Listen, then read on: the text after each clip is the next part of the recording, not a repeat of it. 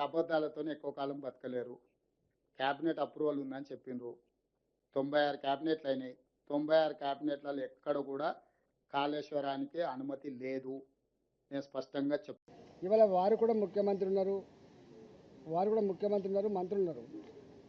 Cabinet మీటింగ్లు అవుతున్నాయి. వారు కూడా 15 రోజులకు ఒకసారి క్యాబినెట్ మీటింగ్ పెట్టాలి. అంటే ఈ రాష్ట్రంలో క్యాబినెట్ ఆమోదం లేకుండా ఇంత పెద్ద ప్రాజెక్ట్ నిర్వహించేటువంటి ప్రాక్టీస్ ఎప్పుడైనా ఉంటే చెప్పండి. దానికి సంబంధించిన మొత్తం ఆధారాలు ఇస్తామని చెప్పినాం. ఇలా నేను ఇంకొక మాట కూడా చెప్తాను. నన్ను అడగడం కంటే కూడా నా మీద మాట్లాడుతున్నాను. కానీ ఆ క్యాబినెట్లో మంత్రులుగా పనిచేసిన వాళ్ళు ఒక ముగ్గురు అక్కడ ఉన్నారు. ఇప్పుడు ముగ్గురు ఉన్నారు అక్కడ. ఒకరు మంత్రిగా లేకపోవచ్చు, కానీ ముగ్గురు మంత్రులు ఉన్నారు. నేనేమంటున్నా అంటే, నేను సూత్రప్రాయంగా బ్లంట్గా చెప్తా ఉన్నా, కేసీఆర్ ఇట్లాంటి ఇష్యూస్ అన్నీ కూడా క్యాబినెట్లో పెట్టకుండా ఆనాడు కాలేదని చెప్పి 100 సార్లు చెప్పి, నేను ఆనాడు మంత్రిగా ఉన్నా కూడా చెప్తున్నా. ఇప్పుడు బీజేపీ ఎంపీగా చెప్పట్లేదు. నేను ఆనాడు ఆర్థిక మంత్రిగా చెప్తా ఉన్నా.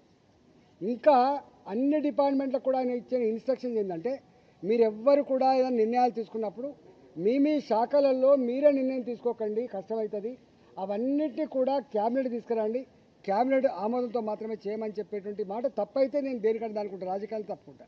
ఇవన్నీ ఇట్లా మాటలు వట్టిగానే బట్టగాల్చి మీదేసు మాట్లాడడం సబకాదు. ఒక్కొక్కసారి ఎగ్జిక్యూటివ్ ఆర్డర్ ద్వారా కూడా వస్తుండొచ్చు.